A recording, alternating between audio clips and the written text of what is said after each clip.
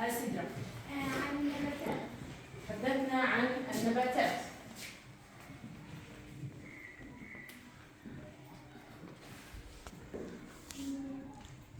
إيش أحكينا عن النباتات؟ ماذا تحدثنا عن النباتات؟ مكونات الورقة. تحدثنا عن أجزاء الورق. كمان آية ثانية. وإن أجزاء الورقة اللي هي الطبقة طبقة البشرة العليا وطبقة البشرة السفلى والمتوسطة. طبقة البشرة الطبقة المتوسطة. العليا، الطبقة المتوسطة، وطبقة البشرة السفلى. كمان أبرز ما تعلمتيه جديد، إيش سمعتيه لأول مرة الأمس؟ شو سمعنا الإشي الجديد؟ بس فيها صبغة الكلوروفيل اللي هي البلاستيدات الخضراء. موجود عندنا إشي اسمه البلاستيدات الخضراء تحتوي على صبغة الكلوروفيل. أين تقع البلاستيدات الخضراء؟ في أي طبقة؟ اسمع. الطبقة المتوسطة. إذا الطبقة المتوسطة تحتوي البلاستيدات الخضراء. والبلاستيدات الخضراء موجود فيها صبغة الكلوروفيل. صبغة الكلوروفيل.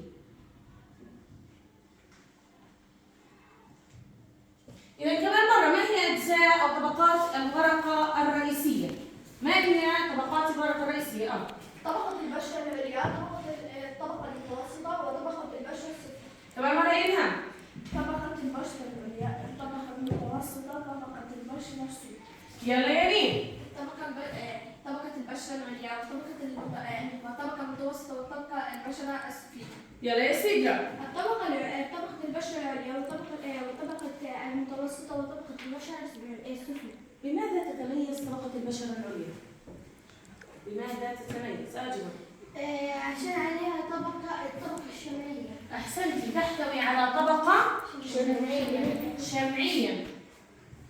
ما أهمية هذه الطبقة؟ لماذا خلق الله سبحانه وتعالى طبقة شمعية لدى الورقة؟ تفضلي. تحتوي على اللي هي تبادل، إنها بتعمل تبادل هل الطبقة الشمعية اللي في الأعلى تعمل التبادل؟ لا. ولا؟ اللي هي الثغور. الثغور، أحسنتي. وين موجودة الثغور؟ في الطبقة البشرة السفلى. إذا طبقة البشرة السفلى تكثر فيها الثغور، تكثر. طيب نرجع أول شيء للطبقة الشمعية. لماذا خلق الله سبحانه وتعالى الطبقة الشمعية؟ شو أهميتها؟ عشان الماء. الماء. طيب شو علاقتها مع الماء يا تالا؟ شو بدها تسوي للماء؟ شو بدها تسوي له؟ بتمنع تبخر الماء. إذا تقلل من تبخر كمية المياه، تقلل من فقدان المياه. كمان مرة يوجين، ما أهمية الطبقة الشمعية؟ تقلل من فقدان الماء. تالا. تقلل من فقدان الماء. ليش بتقلل من فقدان الماء؟ الطبقة الشمعية طبقة إيش؟ عشان الشمس ما تمتص الماء. بتعمل طبقة عازلة تمنع الماء من الامتصاص. طيب الثغور، ما هي أهمية الثغور؟ ما هي أهمية الثغور؟ تعمل على تبادل الغازات. أحسنتي، يتم عن طريقها تبادل الغازات. هذا كان محتوى حصة يوم أمس. درسنا أجزاء الورقة، درسنا فكرة عن هاي الأجزاء، قسمناها لثلاث طبقات رئيسية، وحكينا عن كل طبقة ما هي مميزاتها. ما هو الدور الرئيسي للورقة؟ ما هو الدور الرئيسي للورقة؟ الورقة إيش بتعمل؟ شو وظيفة الورقة؟ ما هي وظيفة الورقة؟ تعطي مثل الأجزاء كل أجزاء الورقة. تعطي ولا تصنع؟ تصنع الغذاء. الغذاء للنبات، جميع أجزاء النبات. اليوم حصتنا رح تكون عنوانها آلية عمل الورقة. يعني بدنا ندرس كيف تعمل الورقة، كيف إحنا ندخل على المطبخ ونجهز طبق الغداء أو طبق العشاء. درسنا اليوم كيف الورقة بدها تبلش وتصنع هذا الغذاء اللي تتغذى عليه نفسها. شو بتحتاج؟ ماذا ستحتاج؟ ماذا ستنتج؟ شو الطبق اللي بده ينتج اسمه؟ ايش الاشياء اللي بتلزمها؟ اذا كمان ورقه اسمه شو بدنا نتعلم اليوم؟ عن آلية عمل الورقة. آلية عمل الورقة. طب عشان نعرف آلية عمل الورقة يلزمنا نستضيف ورقة. إذا تطلع ترسم لي ورقة ثلاث. ليش اختارت اللون الأخضر لرسم الورقة؟ عرفت؟ الورقة تحتوي على صبغة الكلوروفيل الخضراء. الكلوروفيل في البلاستيدات فتظهر باللون الأخضر. من أين أتت تالا بالورقة؟ من أين جابت تالا الورقة؟ من وين نجت الورقة؟ الأشجار، من نباتات، صح؟ إذا هاي الورقة هي جزء من أجزاء النبتة. هلا أجزاء النبتة افترضوا كانوا كل يوم بتحكوا عن الورقة، بدنا نحكي عن علاقة الورقة مع الأجزاء. مين اللي تساعدني بها؟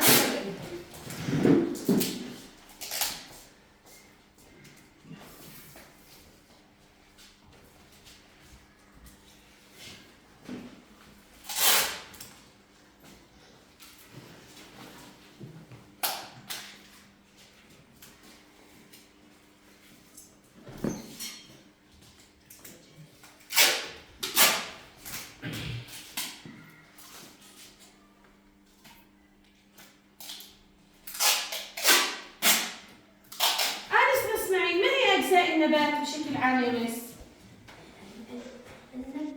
النبتة هاي ايش مكونة يا مس؟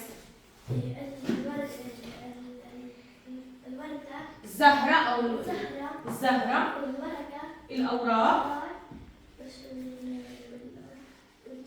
والجذور، والثمرة، والساق. إذا كمان مرة يسرع ما هي أجزاء النبات؟ الزهرة والأوراق والثمرة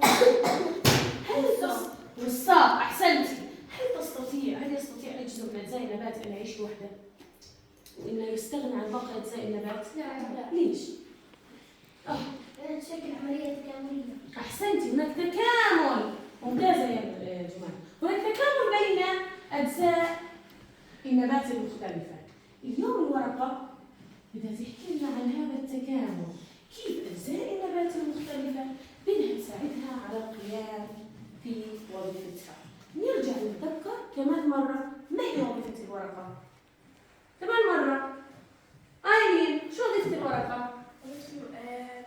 يعني مثلا الغذاء، تصنع الغذاء. إذا الورقة بدها تقوم بعملية صنع الغذاء. ما الذي تحتاجه الورقة لصنع الغذاء؟ ايش الاشياء اللي بدها اياها الورقة حتى تصنع الغذاء؟ بدها ماء يمس، وبدها برضه بدها يمس ماء. تحتاج الورقة إلى ماء. هذا الماء من أين ستحصل عليه؟ من الجذور. من الجذور. إذا ما هي وظيفة الجذور؟ نقل لا صنع امتصاص. هو بده يعمل عملية امتصاص الماء. بعدين في جزء آخر أخذناه امبارح بده يكون بعملية نقل الماء. الخشب. هناك أوعية تسمى الخشب بدها تنقل الماء لمين؟ للورقة. إذا أول حاجة لزمة الورقة إيش هي؟ الماء. وجعلنا من الماء كل شيء حي. ومن وين بدنا نجيب الماء؟ من الجذور. إذا الورقة هذه بدها ماء، وهذا الماء من الجذور. طيب أخذنا مية. يا ترى أنا الحين لو جبت كمية مية بقدر أعمل غذاء؟ بقدر أسوي منها أكل أنا لحالي؟ طب إيش بدي كمان؟ إيش ما الذي يلزمني؟ الهواء. الهواء هل هو مركب أم مخلوق اسماء؟ مركب. مركب عنصر. بس مكون من نوع واحد؟ لا المي. يا رجال. الهواء اللي هو مخلوط. لكن كمان مرة نسمع الهواء عبارة عن ايش؟ مخلوط من عدة غازات قد تحتوي أحد هاي الغازات تكون مركب زي ثاني أكسيد الكربون هو المركب. ترى النبتة بدها تأخذ كل الهواء الموجود حواليها. هل تحتاج إلى جميع الهواء الموجود حواليها؟ لا. هي بتاخذ ثاني اكسيد الكربون. أحسنتي. بتاخذ ثاني أكسيد الكربون. مين اللي بده ياخذ هي؟ مين اللي بده يعطيها ثاني أكسيد الكربون؟ حكيناها آسفة. مثل الجذور. جذور؟ هل الجذور متعلقة بالهواء؟ لا. مين اللي بده يجي منها؟ الأوراق. الأوراق. طلع عن في أجزاء الورقة. أي جزء من أجزاء الورقة؟ أجمل. الثغور. إذا في عندي في الأوراق هان إيش هي؟ فتحات تسمى ثغور تسمح بدخول مين؟ ثاني أكسيد الكربون. كان في عندي فتحات دخول بده يدخل ثاني أكسيد الكربون. إذا كمان مرة شو صار عندي الورقة؟ ماذا أصبح هذا الورقة؟ أصبح لديها ماء وثاني أكسيد الكربون. كمان مرة يعني شو صار عندي الورقة؟ ثاني أكسيد الكربون. ماء وثاني أكسيد الكربون. كمان مرة يا نسمة ماذا أصبح لدى الورقة؟ ماء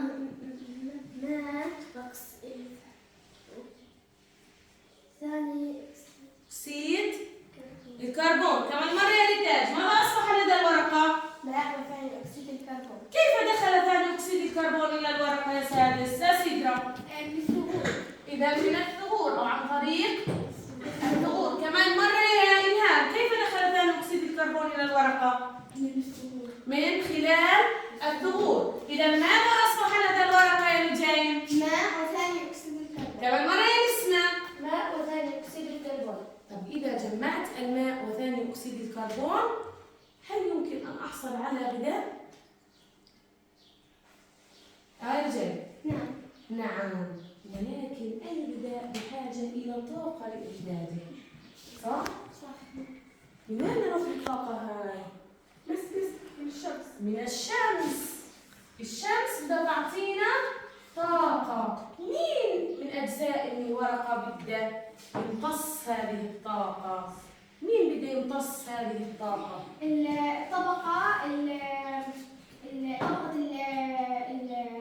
الطبقة المتوسطة. الطبقة المتوسطة. وأي جزء فيها؟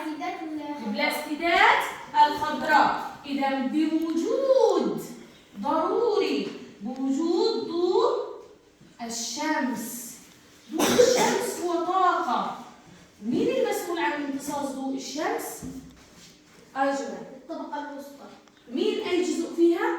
البلاستيدات الخضراء. وأي جزء في البلاستيدات الخضراء اللي بيساعد على امتصاصها؟ أحسنت زكولة زكاها. كمان مرة عندي يا جماعة من أين ستحصل الورقة على الطاقة؟ من الشمس. من الشمس. أي جزء من أجزاء الورقة؟ البلاستيدات الخضراء. وأي جزء في البلاستيدات الخضراء هو المسؤول عن امتصاصها؟ الكلوروفيل. صبغة الكلوروفيل. إذا بدنا يمتصها صبغة الكلوروفيل الموجودة في البلاستيدات الخضراء. وكأن عندي قالوا كيك خلطت الطحين مع الزيت مع السكر وتضعه في الفرن حتى يجهز. كمان مرة ما هي احتياجات النبتة لصنع الغذاء؟ ما هي المواد التي تحتاجها النبتة لصنع الغذاء؟ ماء جذور وثاني أكسيد الكربون ثغور وبوجود ضوء الشمس طاقة يمتص صبغة الكلوروفيل ببلاستيدات الخضراء. إذا تمتص صبغة الكلوروفيل الموجودة داخل البلاستيدات الخضراء.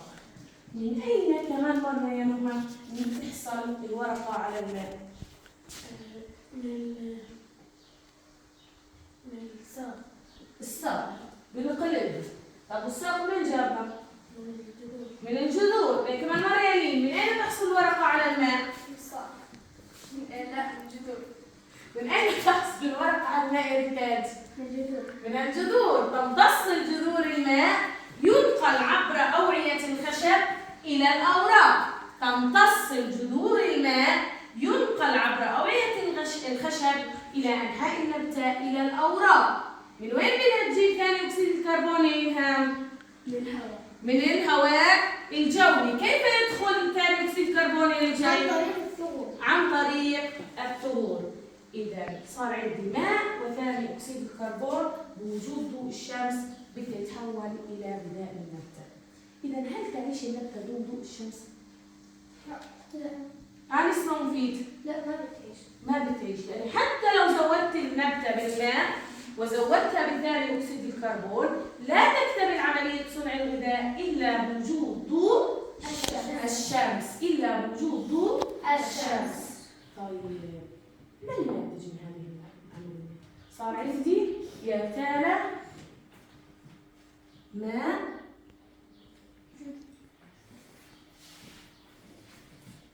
وثاني أكسيد الكربون بوجود الضوء. ماذا سيعطيني؟ ماذا سيعطيني؟ هل سيعطيني أنا الثمرة ولا النبتة؟ ماذا سيعطي النبتة؟ أنا بتعطيني النبتة الثمرة صح، بس ماذا ستصنع الورقة للنبتة؟ الغذاء. الغذاء. إذا بتعطيني مواد غذائية، هاي المواد الغذائية تكون سكريات بسيطة زي سكر الجلوكوز. مواد غذائية سكرية. إذا أخذنا ماء زائد ثاني أكسيد الكربون ووجود الضوء صنعنا الجلوكوز. ماذا ستعطي البيئة؟ أخذت من الجو ثاني أكسيد الكربون، ماذا ستطلق للبيئة؟ إيش بدها تعطي للبيئة؟ هكذا منظر جميل. تعطيني منظر جميل. مثل تعطينا ثمار. أعطتنا ثمار. أكسجين. ترجع تعطينا غاز الأكسجين. إذا الورقة تشعر بالامتنان لأن البيئة ساعدتها وأعطتها مواد مفيدة، فهذه الورقة بدها ترجع للبيئة أشياء تستفيد منها، فراح ترجع للبيئة غاز الأكسجين. لاحظي اتجاه السهم، الورقة تطلق غاز الأكسجين، تأخذ غاز ثاني أكسيد الكربون وتخرج غاز الأكسجين. نعم، واضحة الأمور؟ السؤال الأول اللي كان عنوان الدرس ما هو؟ آلية عمل الورقة. آلية عمل الورقة. كيف يمكن أن نصف عمل الورقة؟ كيف الورقة بتعمل؟ يلا شوف. كيف يمكن أن نصف عمل الورقة؟ ماذا تفعل الورقة؟ ماذا تفعل الورقة؟ إيش العمليات اللي تسويها الورقة حتى تعمل لنا في النهاية نحصل على مواد غذائية؟ أجل. عملية البناء الضوئي. تقوم بعملية البناء الضوئي. ما هي خطوات عملية البناء الضوئي داخل الورقة؟ إيش أول شيء بدها تبلش فيه؟ آلية عمل الورقة. بتقدر تبلش من أي خطوة؟ سيدي. أول شيء مثل تأخذ من جذور الماء. إذا تمتص الجذور الماء. تمتص الجذور الماء وتنقلها للورقة عبر إيش يا؟ عبر إيش تنقلها؟ عبر الساق. عبر الساق. إيش اسم الأوعية؟ أوعية الخشب. أحسنت، ممتاز. زقفوها أنا لم تفهم. تنقلها للورقة عبر الخشب، أوعية الخشب. كمان مرة يا تالي اقرأي لي. تمتص الجذور الماء وتنقلها للورقة عبر أوعية الخشب. كمان مرة اللي جاي. تمتص الجذور الماء وتنقلها للورقة عبر أوعية الخشب. كمان مرة يا نسمة. عملية البناء الضوئي تمتص الجذور والماء وتنقلها للورقة عبر أوعية الخشب. إذا صار عندي موجود الماء، بعد ذلك ما الخطوة اللي بعدها؟ أنس. أول شيء إذا يدخل ثاني أكسيد غاز، ثاني أكسيد الكربون عبر الثغور أو من خلال الثغور. صار عندي ماء، صار عندي ثاني أكسيد الكربون. ما الذي سيحدث بعدها؟ شو الضروري نكون عملناه من إشراقة الشمس؟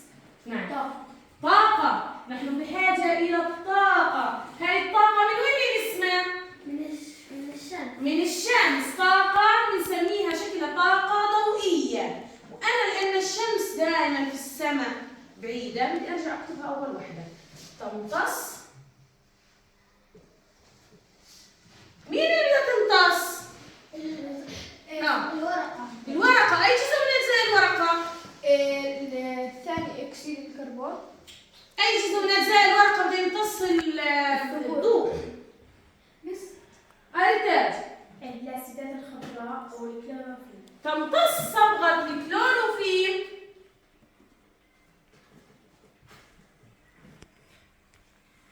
الضوء من الشمس وتخزنه على شكل طاقة. وعنديها يا تالا عشان ما تخربطيش فيها ثاني مرة. تمتص صبغة الكلوروفيل الضوء من الشمس وتخزنه على شكل طاقة. تمام ولا يا جمال؟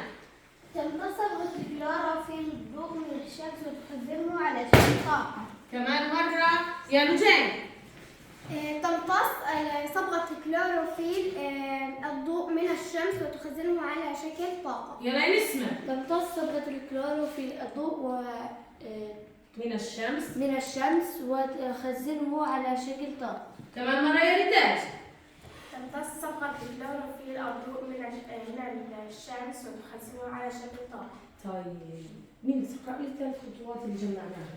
نعم. أول شيء تمتص صبغة الكلوروفيل الضوء من الشمس وتخزنه على شكل طاقة. اثنين تمتص جذور الماء وتنقله من الورقة عبر الأوعية الخشب. ثلاث يدخل غاز الأكسجين عن طريق الثغور اللي في الورقة. طيب قومي كيف أشوف. يلا قومي كيف. قومي كيف يلا. اكتب يلا اكتب. قومي كيف. قلت يعني صح. فكده متذكرين حركات تذكرنا بعمل الورقة صح؟ إذا كنت أنا ورقة شو بدي؟ ضوء، ماء، ثاني أكسيد الكربون. كمان مرة. ضوء، ماء، ثاني أكسيد الكربون. هلا ليش بعمل هيك؟ لأني بدي أدخل إلى داخل. كمان مرة. إذا كنت ورقة سأحتاج ضوء، ماء، ثاني أكسيد الكربون. كمان مرة. ضوء، ماء، وثاني أكسيد الكربون. كمان مرة. ضوء، ماء، وثاني أكسيد الكربون. على شو إنه جاي؟ ثاني ولا ثاني؟ ثاني. كمان مرة وآخر مرة. 1 2 3. ضوء، ماء، ثاني أكسيد الكربون. من أنت الآن؟ لماذا يظهر لونك باللون الأخضر؟ لأني أحتوي على صبغة الكلوروفيل الموجودة في البلاستيك. من أين تحصلي على الماء؟ من الجذور. من الجذور. من أين تحصلي على ثاني أكسيد الكربون؟ من الورق. من الهواء. من الهواء الجوي. يدخل إلى الورقة عن طريق الثغور. أحسنتي. نقرأ.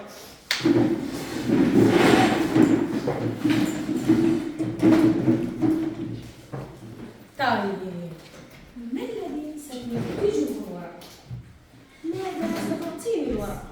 أخذت من البيئة الماء وثاني أكسيد الكربون وضوء الشمس. ماذا ستنتج الورقة؟ غاز الأكسجين. ستنتج غاز الأكسجين. تنتج. شوفوا كيف هي تنتج. كلمة تنتج بماذا تذكرنا في مصطلح أخذناه في البداية؟ بماذا تذكرنا كلمة تنتج؟ نباتات. بالنباتات ماذا أطلقنا على النباتات؟ المنتجات. إذا ماذا أطلقنا على النباتات؟ المنتجات. لماذا سميناها المنتجات؟ ليش سميناها أساسا المنتجات؟ لأنها تصنع غذائها بنفسها. تصنع الغذاء. إذا ماذا ستنتج النبتة يا سراء؟ كمان مرة يا سراء ماذا ستنتج؟ كمان مرة ماذا ستنتج؟ الغذاء. فهمت فيها سراء نفسها. إذا ستنتج الغذاء. إذا تنتج الورقة، وحطيت تنتج باللون الأخضر. تنتج الورقة مواد غذائية، وهي مواد سكرية مثل سكر بالجلوكوز. إذا تقوم النبتة بإنتاج. كيف بدي أعمل السهم اللي طالع من النبتة؟ إذا بتطلع كيف بتعمل إياه؟ يلا.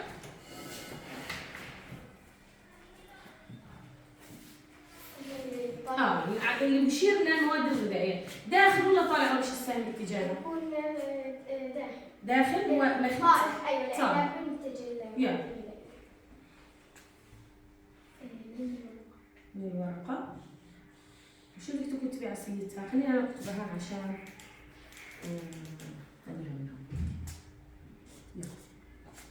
ماذا ستنتج هنا يا جاي؟ ستنتج مواد غذائية.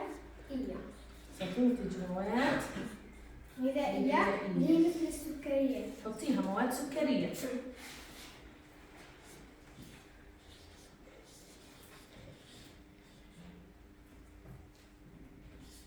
اللي مثل سكر.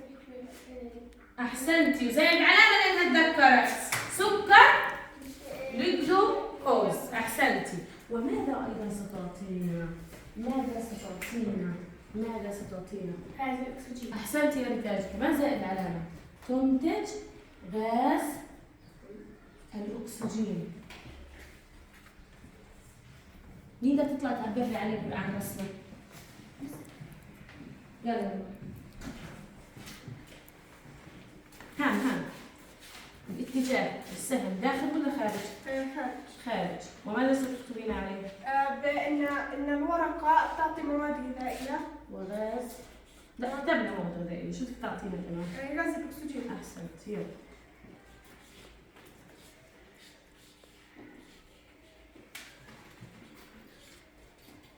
هل غاز الأكسجين ضروري أم غير ضروري؟ وما هي أهمية غاز الأكسجين؟ ما هي أهمية غاز الأكسجين؟ ساعد التنفس. التنفس لمين؟ لجميع الكائنات الحية. إذا خلينا نكتب كمان مرة نتحرك نشوف شو بدنا نسوي. إذا كنت ورقة ضوء ماء وثاني أكسيد الكربون، ماذا سأعطي؟ مواد غذائية غاز الأكسجين. هاي الأشياء بدي أعطيها للنبتة وأعطيها لباقي الكائنات الحية، لأن الكائنات الحية تعتمد علي في غذائها. فكمان مرة إذا كنت ورقة ضوء ماء ثاني أكسيد الكربون مواد غذائية غاز الأكسجين. كمان مرة بصوت مرتفع. ضوء ماء ثاني أكسيد الكربون مواد غذائية غاز الأكسجين. أحسنتم. إذا الورقة امتصت الكلوروفيل، تعمل اتحاد ما بين الماء وثاني أكسيد الكربون لتنتج مواد غذائية. هل أستطيع أن أصوغ هذا الحديث عبر معادلة معادلة سهمية بس كلمات؟ جمال يا جمال. أول إشي راح نيجي نكتب الشمس إلى الورقة. لا مش للورقة، لصبغة الكلوروفيل الموجودة في الورقة. طيب شو رايك اول شيء تكون تبيلي تبلشي من اسفل النبته؟ شو اول شيء بدها تاخذ النبته للاسفل؟ الماء. اكتب كلمه الماء. هي اخذنا مين؟ الماء. كمان زائد مع الماء شو بدنا ناخذ؟ ثاني أكسيد الكربون. طيب شو رايك بدنا نحط سهم؟ شو نحط اشاره مع؟ زائد. زائد. جمع.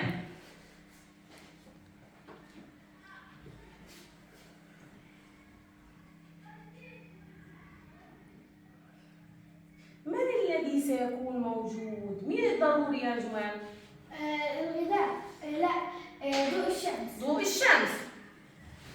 خلينا نكتب، هل يدخل مع هاي المواد في المكونات؟ لا. الغاز لو بطبخ عليه يدخل في الطبخة؟ لا. بس هو ضروري لعملية الطبيخ، ونفس الشيء النبتة. خلينا نعمل سهم هيك.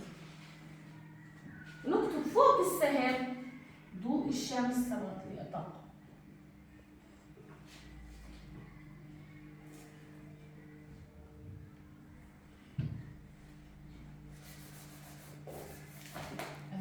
ماذا ستعطينا؟ بعدين بنتج الغذاء. مواد غذائية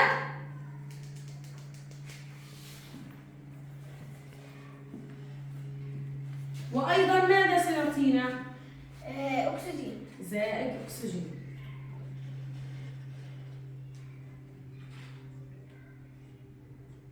قرأينا إياها بصوت مرتفع. الماء مع ثاني أكسيد الكربون مع بوجود ضوء الشمس بيعطينا طاقة. بعطينا ولا بتحتاج تحول الشمس لطاقة؟ نحتاج للطاقة بيساوي بيعطينا بينتج معنا مواد غذائية وأكسجين. إذا كمان مرة هذا الشكل اللي كتبناه اسمه معادلة البناء الضوئي. شو اسمه؟ معادلة البناء الضوئي. تتذكروا كيف أخذتوا في الرياضيات المعادلة والحد الجبري؟ وكيف كنتوا تحكوا س زائد ص يساوي 42 مثلا، أو 2 زائد 4 يساوي في مواد. مش كنا نقول المعادلة؟ في العلوم عندنا كمان معادلة اسمها معادلة البناء الضوئي. شو اسمها؟ معادلة البناء الضوئي. كمان مرة شو اسمها؟ معادلة البناء الضوئي. ماذا تظهر معادلة البناء الضوئي؟ ماذا نستفيد من معادلة البناء الضوئي؟ ماذا نستفيد؟ نعم. تعطي المواد الغذائية للنبتة وتعطينا الأكسجين. هذا البناء الضوئي، بس هذه المعادلة لما أنا كتبتها هيك بالشكل هذا شو ساعدتك؟ على تحديد المواد الداخلة الناتجة وظروف المعادلة. إذا بدل ما أكتب كل الحكي هذا يا سادس، بقدر أعبر عنها في معادلة البناء الضوئي. هاي المعادلة بتعبر لي المواد الداخلة في العملية، المواد الناتجة من العملية. هذا السهم اتجاهها مهم، معناه هاي المواد عند اتحادها مع بعضها البعض ستعطي لي الشكل اللي عملناه بالحركات. هو بيعبر عن معادلة البناء الضوئي. هلا لو كنت كمان مرة سألتكم ما هي معادلة البناء الضوئي شو تحكوا؟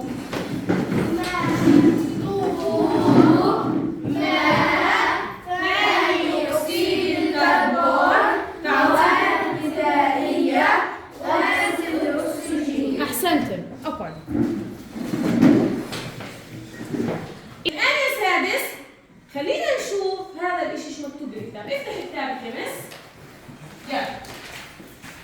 قرأينا عنوان الدرس سيدرا؟ آلية عمل الورقة. آلية عمل الورقة. اقرأي يا جمال. أتأمل الصورة الآتية وأجيب.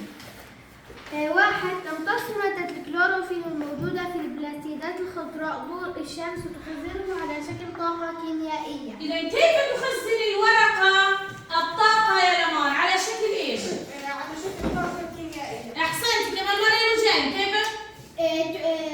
على شكل طاقة كيميائية. شكل طاقة كيميائية. اكملي يا تامر. 2. يدخل الماء إلى الورقة عن طريق أوعية الخشب. يدخل الماء عن طريق الورقة إلى أوعية الخشب. من الذي امتص الماء يا نسمة؟ أوعية الخشب. نقلها أوعية الخشب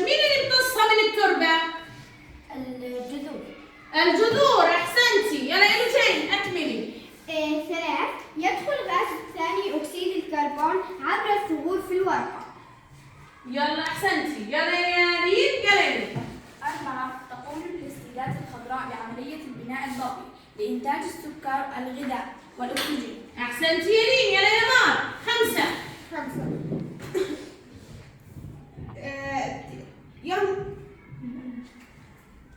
ينقل السكر الغذاء الناتج عن أجزاء النبتة عن طريق أوعية اللحاف. إذا الناء للورقة، هل الورقة أنانية ستحتفظ بغذائها لنفسها؟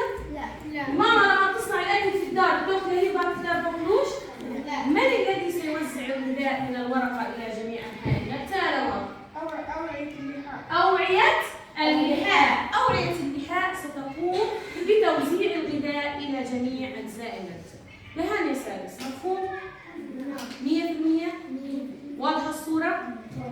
طيب خلينا نبلش بالسؤال الأول. يلا يا لجين. 1. من أين يدخل غاز ثاني أكسيد الكربون إلى ورقة النبات؟ من أين يدخل غاز ثاني أكسيد الكربون؟ تفضل.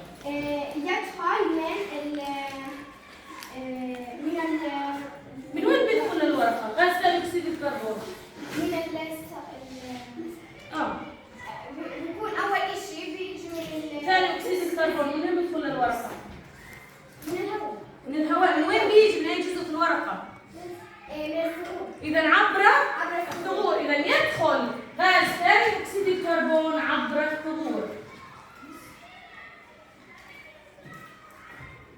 يدخل غاز ثاني أكسيد الكربون من خلال الثغور. يلا يا نسمة، أو يلا اكتبي من هنا.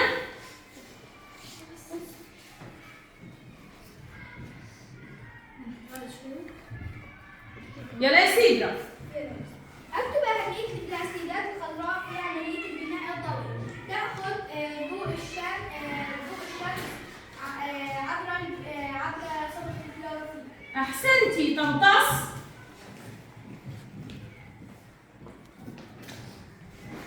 تمتص البلاستيدات ضوء الشمس من خلال صبغة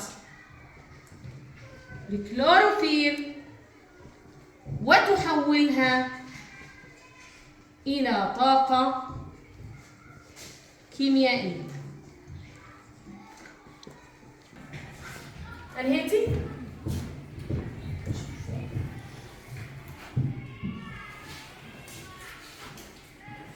اللي أنا هتسكر كتابها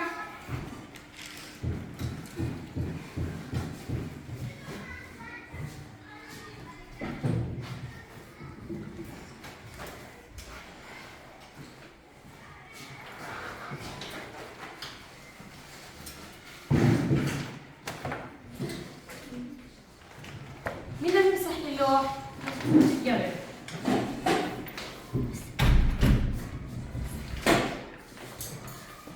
بسرعة. إذا ذكرني بأهم الكلمات أو المصطلحات التي وردت في الحصة. تشكل ضوء الشمس طاقة كيميائية. مصدر الطاقة الكيميائية. أحسنتي. جملة مفيدة. الطاقة من الشمس وثاني أكسيد الكربون يعني تسمح ثاني أكسيد الكربون بدخول الثغور.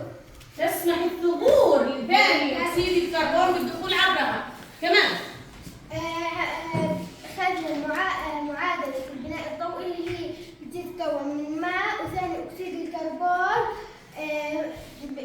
بوجود ضوء الشمس يعطينا طاقة وبينتج عنا الغذاء والأكسجين. أحسنتي.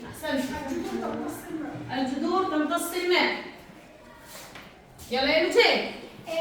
أن بعد عملية البناء الضوئي تنتج المواد الغذائية والأكسجين. تعال، هلا كل حدا فينا بياخذ ورقة يرسم لي عليها النباتات ولخصني ما ورد بالحصة للحصة القادمة. ماشي؟ نبتة أو ورقة أنت حرة.